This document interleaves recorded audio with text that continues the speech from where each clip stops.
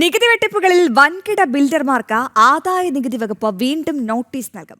Confident group ഉൾപ്പെടെയുള്ള real estate builder ഗ്രൂപ്പുകളിലെ റെയ്ഡിൽ കണ്ടെത്തിയ 100 കോടി മുതൽ 500 കോടി രൂപ വരെയുള്ള കണക്കിൽ ഉൾപ്പെടാത്ത പണമിടപാടുകളിൽ കമ്പനികൾ വിശദീകരണം നൽകണം.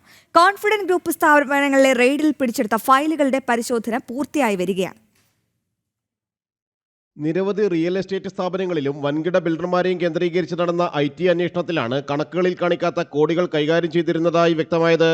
100 കോടി രൂപ മുതൽ 500 കോടി രൂപ വരെയുള്ള ആദായ നികുതി വെട്ടിപ്പുകളാണ് കണ്ടെത്തിയിട്ടുള്ളത്.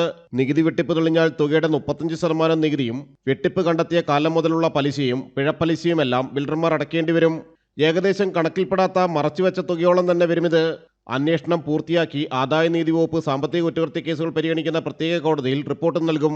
ഇതിനിടെ കോൺഫിഡന്റ് ഗ്രൂപ്പ് ചെയർമാൻ CJ റോയിയുടെ ആത്മഹത്യയിൽ ബംഗളൂരു SIT നടത്തിയ അന്വേഷണത്തിൽ ആദായ നീതി വകുപ്പിന് ക്ലീൻ ചിറ്റ് നൽകിയിരുന്നു. ഉദ്യോഗസ്ഥരുടെ മൊഴി കൂടി രേഖപ്പെടുത്തിയായിരുന്നു SIT റിപ്പോർട്ട്.